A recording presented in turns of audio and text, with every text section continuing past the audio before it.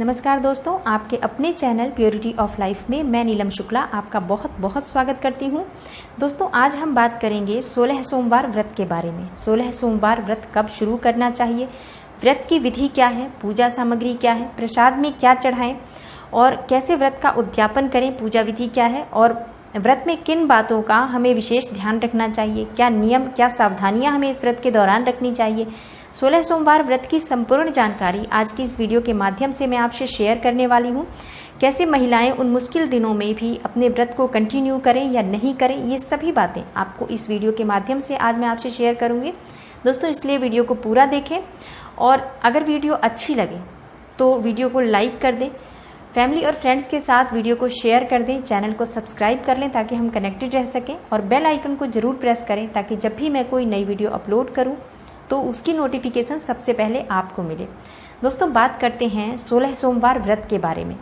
दोस्तों, देवों के देव महादेव भगवान भोलेनाथ, भगवान शिव शीघ्र ही प्रसन्न होने वाले देवता हैं। इसलिए जो इनके भक्त हैं, भगवान भोले के जो भक्त होते हैं, वो इन्हें प्रसन्न करने के लिए व्रत रखते हैं, पूजा पाठ करते हैं, तरह तरह के प्रयास करते हैं ताकि भगवान भोलेनाथ प्रसन्न हो और उनकी जो मनोकामना है वो भगवान भोलेनाथ पूर्ण कर दें। और भगवान भोलेनाथ जो कि मात्र एक लोटे जल से प्रसन्न हो जाते हैं, ऐसे भगवान भोलेनाथ जब अपने भक्तों की श्रद्धा देखते हैं, उनका विश्वास देखते हैं उनके प्रति, तो शीघ्र ही प्रसन्न हो जाते हैं और उन्हें मन चाहा वरदान देते हैं। भगवान शिव की कृपा पाने के लिए या अपनी मनोकामनाओं की पूर्ति करने के लिए भगवान भोले के जो भक्त हैं सावन में सोमवार के व्रत रखते हैं। कुछ ऐसे भक्त हैं जो पूरे साल भर सोमवार के व्रत रखते हैं और कुछ भक्त जो हैं वो 16 सोमवार का व्रत रखते हैं। दोस्तों, 16 सोमवार का व्रत करने से भक्तों की सभी मनोकामनाएं पूर्ण हो जाती हैं और इस व्रत को कोई भी कर सकता है। पुरुष, स्त्रियां, अविवाहित लड़के या लड़कियां सभी इस व्रत को कर सकते हैं। कोई एज लिमिट नहीं है। जो भी इस व्रत को कर सकता है, समर्थ है, वो इस व्रत को कर सकता है और अपनी मन वांछित फल की प्राप्ति कर सकता है। दोस्तों, मनपसंद और योग्य जीवन साथी के लिए इस व्रत को किया जाता है या जो दंपति संतानहीन हैं, जिनकी कोई संतान नहीं है, वो संतान की कामना से इस व्रत को करते हैं और इस व्रत को करने से अगर आप पूरे विधि विधान से करते हैं तो निश्चय ही संतान की प्राप्ति होती है।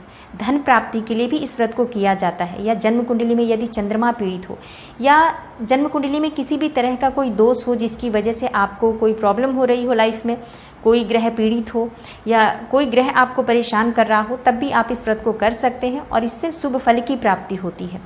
लेकिन दोस्तों, 16 सोमवार के जो व्रत हैं उनको पूर्ण विधि विधान से करना बहुत ज़रूरी है। इस व्रत के कुछ नियम हैं जिनका पालन व्रत के दौरान करना बहुत ज़रूरी है, तभी आपको संपूर्ण फल की प्राप्ति होती है। 16 सोमवार का व्रत सावन के सोमवार या साल भर किए जाने वाले सोमवार से अलग होता है, इसके नियम अलग होते हैं। इसलिए दोस्तों, जो भी इन सभी नियमों का पालन करते हुए इस व्रत को करते हैं उनके सभी जो मनोकामनाएं हैं वो पूर्ण होती हैं। विवाहित जो जोड़े हैं, जिनके विवाहित जीवन में परेशानियां आ रही हैं, शादीशुदा लाइफ में उनके दिक्कतें आ रही हैं, आपस में तनाव रहता है, वो लोग इस व्रत को करके अपनी जो वैवाहिक जीवन है उसको सुखी बनाते हैं और समृद्ध जीवन बिताते हैं। दोस्तों, आइए जानते हैं इस व्रत के वो नियम कौन से हैं जिनका पालन करना बहुत ज़रूरी है। दोस्तों, सोमवार के व्रत में नियम बहुत कठोर होते हैं क्योंकि इस व्रत में पूर्ण उपवास रखा जाता है। मतलब इस व्रत में जल भी ग्रहण नहीं किया जाता है, निर्जल निराहार व्रत होता है ये। और भगवान शिव की तीसरे पहर की पूजा के बाद ही अन्न या जल ग्रहण किया जाता है। भोजन के रूप में जो भगवान शिव को हम प्रसाद चढ़ाते हैं उसका तीसरा हिस्सा ही ग्रहण कर सकते हैं। जो प्रसाद चढ़ाया जाता है, जो भी आप भगवान शिव को चूरमा चढ़ाते हैं या जो फ्रूट्स चढ़ाते हैं भगवान शिव को, उसको 3 हिस्सों में बांट दिया जाता है और एक हिस्सा ब्राह्मण को देना चाहिए या किसी गाय को खिला दें और दूसरा हिस्सा बच्चों को दें, परिवार के सदस्यों को वितरित कर दें और तीसरा हिस्सा जो होता है उसे ही ग्रहण करना होता है।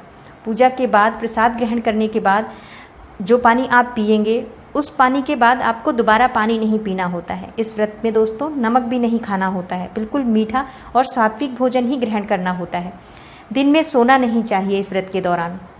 दोस्तों, 16 सोमवार तक जो भोजन ग्रहण करें उसे एक ही स्थान पर बैठकर आप भोजन ग्रहण करें। चलते फिरते भोजन नहीं करना चाहिए और जिस समय आप पहले सोमवार को भोजन करेंगे उसी समय उसी स्थान पर बैठकर आप 16 सोमवार तक भोजन करेंगे। इस बात का विशेष ध्यान रखना होता है। 16 सोमवार तक जो भी प्रसाद और पूजन के जो नियम आपने तय किए हैं, जो समय आपने निर्धारित किया है पूजा का, उसका आपको पालन करना होता है, उसमें बदलाव आपको नहीं करना है। मतलब आपने जिस समय पूजा शुरू की है पहले सोमवार को, जो प्रसाद आपने पहले सोमवार को रखा है भगवान भोलेनाथ को चढ़ाया है, उसी प्रसाद को और उसी समय को आपको आगे 16 सोमवार तक कंटिन्यू करना है। इस दिन आपको पूर्ण रूप से ब्रह्मचर्य का पालन करना है। इस दिन झूठ नहीं बोलना चाहिए, किसी की निंदा नहीं करनी चाहिए। व्रत के दौरान पूरे समय आपका ध्यान भगवान शिव के स्मरण में, उनके चरणों में लगा रहना चाहिए। दोस्तों, इस व्रत को करते समय पूरी तरह से आपका मन भगवान शिव को समर्पित होना चाहिए। हृदय में उनके मंत्रों का स्मरण करते रहना चाहिए। ओम नमः शिवाय, ओम नमः शिवाय, ओम नमः शिवाय। इस तरह से पूरे दिन आपके मन में भगवान शिव का जो मंत्र है वो चलते रहना चाहिए। दोस्तों, अब आइए जानते हैं कि व्रत कब से शुरू करना चाहिए। इस व्रत को शुरू करने के लिए सावन का महीना या चैत्र, बैसाख, कार्तिक और मार्गशीर्ष का महीना सबसे अच्छा महीना होता है और इन महीनों के शुक्ल पक्ष के सोमवार से इस व्रत की शुरुआत करनी चाहिए। दोस्तों, 16 सोमवार का व्रत शुरू करने के लिए श्रावण मास सर्वोत्तम होता है और इस महीने में आप प्रथम सोमवार से भी इस व्रत को शुरू कर सकते हैं, या अगर आपने प्रथम सोमवार को नहीं किया तो आप शुक्ल पक्ष के सोमवार से इस व्रत को शुरू कर सकते हैं सावन के महीने में। दोस्तों, पूजन का समय क्या होता है? 16 सोमवार का पूजन का समय निश्चित होता है। इस व्रत की पूजा दिन के तीसरे पहर में होती है। शाम के 4 बजे के आसपास आपको पूजा शुरू करनी चाहिए और हर सोमवार में पूजा एक ही समय में करनी चाहिए। पूजा के समय में बदलाव नहीं करना चाहिए। एक ही समय में और एक ही स्थान पर हर सोमवार को आपको पूजा करनी होती है। तो इस बात का विशेष ध्यान रखें कि आप समय और स्थान बिल्कुल भी परिवर्तित ना करें। दोस्तों, अब आइए जानते हैं कि प्रसाद में भगवान भोलेनाथ को 16 सोमवार में क्या चढ़ाना चाहिए। दोस्तों, इस व्रत में प्रसाद में चूरमा चढ़ाया जाता है। चूरमा का प्रसाद जो है वो मुख्य प्रसाद है भगवान भोलेनाथ के 16 सोमवार के व्रत में। चूरमा बनाने के लिए गेहूं के आटे को शुद्ध घी में भूनकर उसमें चीनी मिला लें और उसका प्रसाद बनाएं। दोस्तों, जितनी मात्रा में आटे का प्रसाद आपने पहले सोमवार को बनाया है उतनी ही मात्रा में प्रसाद आपको प्रत्येक सोमवार को बनाना है। आप भगवान शिव को प्रसाद में दोस्तों फल भी चढ़ा सकते हैं। जो फल आप पहले सोमवार को चढ़ा रहे हैं और जितनी मात्रा में चढ़ा रहे हैं उतनी ही मात्रा में आपको हर बार प्रसाद चढ़ाना है। जैसे आपने गेहूं के आटे का प्रसाद अगर बनाया है पहले दिन, अगर आप मात्रा सोचें तो एक क्वांटिटी आप डिसाइड करें कि जैसे 250 ग्राम आपने दिया, 250 ग्राम, तो आप उतना ही आटा हर बार लेंगे। और अगर आप केला प्रसाद चढ़ाते हैं और 3 केले आपने चढ़ाए हैं पहले सोमवार को, तो आप 3 केला ही आप हर सोमवार को चढ़ाएंगे, या 6 केला चढ़ाएंगे, या 1 केला चढ़ाएंगे। जितना भी आप फल या प्रसाद आप चढ़ा रहे हैं हर सोमवार को आपको उतना ही प्रसाद चढ़ाना है। फल आप कोई ऐसा चूज़ करें जो कि आपको हर सीजन में अवेलेबल हो। इसमें केला सबसे अच्छा रहता है क्योंकि वो हर सीजन में मिल जाता है। तो जब भी आप व्रत करेंगे आपको केला आसानी से उपलब्ध होगा। तो फल में आप जो भी प्रसाद आप फल में चढ़ाना चाहते हैं वो ध्यान रखें कि वो हमेशा आपको मिले और हर बार आप उसे चढ़ा पाएँ। दोस्तों, जो भी प्रसाद आप चढ़ाएंगे उसके 3 हिस्से कर लेंगे। एक हिस्सा गाय को या ब्राह्मण को देंगे। गाय या ब्राह्मण ना मिले तो आप इस प्रसाद को शिव मंदिर में नंदी बैल के पास भी रख सकते हैं। एक हिस्सा आप बच्चों को या परिवारजनों को वितरित कर दें और तीसरा हिस्सा आप स्वयं ग्रहण करें। दोस्तों, अब जानते हैं कि व्रत की पूजा विधि क्या है। सोमवार के दिन आपको प्रातःकाल जल्दी उठना है। जिस दिन भी आपको व्रत करना है सोमवार का, तो आप सोमवार को प्रातःकाल सूर्योदय से पहले उठें। नित्य कर्म करने के बाद स्नान आदि से निवृत्त होकर स्वच्छ वस्त्र धारण करें। स्नान करते समय दोस्तों पानी में गंगा जल और काला तिल जरूर डाल लें, फिर स्नान करें। और इस व्रत में बालों को धोना बहुत ज़रूरी होता है। तो हर बार सोमवार को जब आप व्रत कर रहे हैं तो बाल धोकर ही स्नान करें। स्नान के बाद आप स्वच्छ वस्त्र धारण करें। उसके बाद सर्वप्रथम भगवान सूर्यदेव को जल अर्पित करें। जल में अक्षत, रोली, पुष्प, हल्दी डालकर भगवान सूर्यदेव को जल अर्पित करें। उसके बाद आप अपने घर में या मंदिर में, अगर आप जा सकते हैं, आपके घर के आसपास कोई मंदिर है, शिवाला है, तो वहाँ जाकर आप भगवान भोलेनाथ की पूजा करें। पूजा के लिए आपको जो सामग्री चाहिए वो है सफ़ेद चंदन, सफ़ेद फूल, धतूरे या आंकड़े का फूल आप ले सकते हैं। भगवान भोलेनाथ को बहुत प्रिय है ये फूल, तो आप ये ले सकते हैं।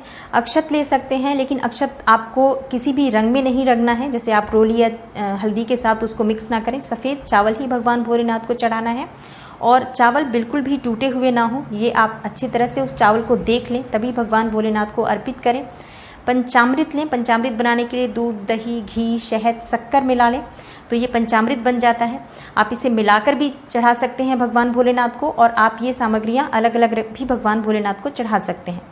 पान लें, सुपारी लें, फल और गंगाजल ले सकते हैं, और सफ़ेद मिठाई ले सकते हैं, दूध से बनी हुई कोई भी मिठाई अगर उपलब्ध हो तो। बेलपत्र, धतूरा, धतूरे का फूल, इन सभी सामग्रियों को भगवान शिव को अर्पित करना है। माँ पार्वती, गणेश भगवान और कार्तिकेय भगवान, नंदी देवता, सबकी पूजा आराधना आप जाकर विधिवत करें भगवान भोलेनाथ के मंदिर में या घर में, जैसे आपसे संभव हो। भगवान शिव को जल से अभिषेक करें, पंचामृत से अभिषेक करें, उसके बाद आप गंगा जल से अभिषेक करें। पूजा के दौरान आपको पूरे समय ओम नमः शिवाय, ओम नमः शिवाय का उच्चारण करते रहना है। दोस्तों, पहले ही सोमवार को आप भगवान शिव के सामने अब संकल्प लें, ताकि आप व्रत कर रहे हैं उसके लिए आप हाथ में पुष्प और अक्षत लें, और भगवान शिव के सामने आप संकल्प लें कि आप 16 सोमवार का व्रत कर रहे हैं, और इस मनोकामना से आप भगवान शिव का व्रत कर रहे हैं वो मनोकामना भगवान शिव को बताएं, और उनसे प्रार्थना करें कि वो आपकी पूजा को, आपके व्रत को स्वीकार करें और पूर्ण होने में मदद करें, ताकि वो आपका व्रत और जो पूजा है वो पूर्ण हो पाए। इसके लिए भगवान शिव से प्रार्थना करें कि वो आपकी मदद करें, आपकी मनोकामना पूर्ण करें, आपकी पूजा, आपकी प्रार्थना स्वीकार करें। इसके लिए आप भगवान शिव की प्रार्थना करें। इस तरह से संकल्प लेकर आप व्रत शुरू करें, और इसी तरह से आपको दिन भर व्रत रखना है। व्रत रखने के बाद आप शाम के समय अपने घर में भगवान शिव और माँ पार्वती की पूजा करें, और विधिवत पूजा करें। जैसे आपने सुबह भगवान शिव की पूजा की, वैसे ही आप अभिषेक करें, उनको सभी सामग्रियाँ अर्पित करें, बेलपत्र, धतूरा और जल, जो भी चीज़ें आपने भगवान शिव के लिए चढ़ाई है वो सारी चीज़ें भगवान भोलेनाथ को अर्पित करें, उनको परिवार सहित पूजा करें। भगवान गणेश, कार्तिकेय भगवान, नंदी देवता, माता पार्वती, इन सब की पूजा करें। फल और चूरमा का प्रसाद अर्पित करें वहाँ पर, और ओम नमः शिवाय इस मंत्र का आप जप करें जितना आपसे हो सके। एक तो पूजा करते समय पूरे समय आप उच्चारण करते रहें इन मंत्रों का। उसके बाद आप रुद्राक्ष की माला पर 1 माला, 11 माला, 21 माला, जितनी भी आपसे हो सके उतने मालाओं का आप मंत्रों का जाप करें ओम नमः शिवाय का। उसके बाद 16 सोमवार व्रत की कथा आप पढ़ें। आप जो व्रत कर रहे हैं उस दौरान आप 16 सोमवार के व्रत में जो आप जाप करेंगे, तो पहले सोमवार को अगर आपने 1 माला जाप किया है तो प्रत्येक सोमवार को आप 1 माला का जाप करेंगे। अगर आप पहले सोमवार को 11 माला करते हैं तो प्रत्येक सोमवार को आपको 11 माला मंत्र का जाप करना है। ये आप देख लीजिए कि आपसे कितना हर सोमवार को हो सकेगा, उसी हिसाब से आप पहले सोमवार को जाप शुरू करें। 16 सोमवार व्रत की कथा पढ़ें और भगवान शिव और माँ पार्वती की कपूर से आरती करें। उसके बाद उनसे क्षमा प्रार्थना करें कि अगर पूजा पाठ में किसी तरह की भूल चूक हुई हो तो वो आपको उसके लिए क्षमा करें। आपके परिवार पर और आप पर उनकी कृपा सदैव बनी रहे, इसके लिए प्रार्थना करें। इसके बाद आप सबको प्रसाद वितरित करें। पहले आप प्रसाद के 3 हिस्से कर लें। जो भी प्रसाद आपने चढ़ाया है, चाहे वो चूरमा हो, चाहे वो फल हो, जो भी आपने चढ़ाया है उसके 3 हिस्से कर लें। 1 हिस्सा आप गाय को या ब्राह्मण को दें, 1 हिस्सा अपने परिवार के सदस्यों को वितरित करें, और तीसरा हिस्सा आप स्वयं ग्रहण करें। इस तरह से आपका व्रत और पूजा पूरी होती है। दोस्तों, रात्रि में भगवान का स्मरण करते हुए, भगवान शिव का नाम का स्मरण करते हुए सोएं। और दोस्तों, आप उद्यापन कैसे करें? दोस्तों, उद्यापन आप 16 सोमवार व्रत करने के बाद 17वें सोमवार को इसका उद्यापन करना चाहिए। कई लोग बोलते हैं कि 16 सोमवार का व्रत किया है तो 16वें सोमवार को उद्यापन करना है। नहीं, आपको ऐसा नहीं करना है। 16 सोमवार आपको पूरा करना है और 17वें सोमवार को आपको इसका उद्यापन करना है। उद्यापन भी आपको उसी समय करना है जिस समय आप शाम की पूजा करते थे या सुबह की पूजा करते थे। जो भी समय आपने निर्धारित किया था पूजा का, उसी समय आपको उद्यापन भी करना है। उद्यापन के लिए दोस्तों आप किसी योग्य विद्वान ब्राह्मण को घर पर बुलाएं और इस दिन रुद्राभिषेक का आयोजन करवाएं, हवन करवाएं। ब्राह्मण घर में आ जाता है तो एक तो उसका आशीर्वाद आपको मिल जाएगा, दूसरा वो पूरी विधि विधान से पूजा करा देते हैं, उनको सब पता होता है, तो कोई भी गलती होने की गुंजाइश नहीं होती है। इसलिए हवन के दिन आपको, उद्यापन के दिन आपको ब्राह्मण जरूर बुलाना चाहिए, क्योंकि आपने अपनी मनोकामना पूर्ति के लिए पूजा कराई है। तो किसी भी तरह से आपका कोई भी विधि विधान कुछ भी नियम छूट ना जाए, इसके लिए आप ब्राह्मण बुलाएं, क्योंकि आपने बहुत कठोर नियम के साथ 16 सोमवार के व्रत किए हैं। तो छोटी सी भी गलती आपसे ना हो, इसलिए आप उस दिन ब्राह्मण को बुला लें और उनसे ही सारी पूजा संपन्न कराएं। तो वो सब कुछ आपको विधि विधान के साथ करके देते हैं। फिर ब्राह्मण को आप भोजन करवाएं। इस दिन आप रुद्राभिषेक का आयोजन कर सकते हैं, हवन तो होगा ही होगा, रुद्राभिषेक जरूर कराएं और उन्हें दान दक्षिणा दें ब्राह्मण को और उन्हें भोजन कराएं। दान में आप चावल दे सकते हैं, दूध, दही, सफ़ेद वस्तुएं कोई सी भी, सफ़ेद वस्त्र का दान कर सकते हैं, चांदी इत्यादि का दान कर सकते हैं। जो भी आपसे बन पड़े, जो भी आप देने में समर्थ हैं, आप दान स्वरूप ब्राह्मण देवता को दें, उनसे आशीर्वाद प्राप्त करें। पूजा के बाद आप भगवान शिव और माँ पार्वती से प्रार्थना करें कि अगर व्रत में या पूजा पाठ में इन 16 सोमवार व्रत के दौरान किसी भी तरह की कोई भूल चूक हुई हो तो उसके लिए आपको क्षमा करें। आपकी पूजा, आपकी प्रार्थना, आपका जप, आपका नियम व्रत जो भी आपने किया वो स्वीकार करें और आपको आपकी मनोकामना पूर्ण करें वो। इसके लिए आप भगवान भोलेनाथ से, माँ पार्वती से प्रार्थना करें। कोई भूल चूक हुई हो तो उसके लिए क्षमा करें और आप पर और आपके परिवार पर भगवान भोलेनाथ और माँ पार्वती की कृपा सदा बनी रहे, इसके लिए भगवान भोलेनाथ से प्रार्थना करें। दोस्तों, क्षमा प्रार्थना के बाद आप अपने परिवार सहित परिवार को प्रसाद वितरित करें, ब्राह्मण को भोजन कराएं। दोस्तों, 16 सोमवार के व्रत में प्रत्येक सोमवार को किसी विवाहित जोड़े को उपहार स्वरूप कुछ न कुछ जरूर देना चाहिए। लेकिन अगर ऐसा संभव नहीं है तो जिस दिन आप उद्यापन करते हैं उस दिन 16 विवाहित जोड़ों को घर पे बुलाकर, या अगर 16 विवाहित जोड़े ना मिलें आपको या संभव ना हो अगर इतने जोड़ों को बुलाना, तो आप एक जोड़ा कम से कम अपने घर में बुलाएं। किसी भी पति पत्नी को एक साथ बुलाएं, उन्हें कुछ उपहार दें, उन्हें भोजन कराएं। इस तरह से आपका ये व्रत पूर्ण होता है। दोस्तों, इस तरह से पूरे विधि विधान और नियम से इस व्रत को करने से भगवान शिव की कृपा से सभी मनोकामनाएं पूर्ण हो जाती हैं। दोस्तों, अगर महिलाएं इस व्रत को करती हैं तो कुछ समस्याएं आती हैं, तो इस समस्या के दौरान किस तरह से इस व्रत को करें। दोस्तों, बीच में पीरियड्स की प्रॉब्लम अगर आ जाती है महिलाओं को या लड़कियों को, तो वो किस तरह से इस व्रत को करें। ऐसे समय में दोस्तों आपको इस व्रत को ज़रूर करना है। व्रत आपको छोड़ना नहीं है, लेकिन आप पूजा नहीं कर सकते हैं। आप ये पूजा अपने घर में किसी से करवा लें। आप व्रत करें पूरे दिन का, मन ही मन मंत्र जाप आप कर सकते हैं भगवान भोलेनाथ का, नमः शिवाय का। व्रत आपको हर बार की तरह ही करना है और शाम को उसी समय आपको भोजन करना है। और ये व्रत 16 सोमवार में काउंट भी होगा, इसका फल भी आपको प्राप्त होगा। तो आपको ये व्रत छोड़ना नहीं है, नहीं तो ये व्रत खंडित माना जाएगा। दोस्तों, 16 सोमवार का व्रत थोड़ा कठिन जरूर है, लेकिन इस व्रत को पूरे श्रद्धा भाव से और पूर्ण विश्वास के साथ अगर नियम पूर्वक करते हैं तो कोई भी मनोकामना हो वो पूर्ण हो जाती है। तो दोस्तों, आज के इस वीडियो में मैंने 16 सोमवार व्रत की संपूर्ण जानकारी आपको देने की कोशिश की है। लेकिन अगर कोई प्रश्न छूट गया हो तो आप कमेंट बॉक्स में कमेंट करके मुझसे पूछ सकते हैं और मैं कोशिश करूँगी कि मैं उस सवाल का जवाब आपको दे सकूँ। दोस्तों, वीडियो अच्छी लगी हो तो लाइक कर दें और कमेंट बॉक्स में कमेंट करके मुझे ज़रूर बताएं कि आज की वीडियो आपको कैसी लगी। आप पर और आपके पूरे परिवार पर भगवान भोलेनाथ की कृपा सदैव बनी रहे। मैं मिलती हूँ आपसे अगली वीडियो में किसी नई और महत्वपूर्ण जानकारी के साथ। तब तक के लिए नमस्कार।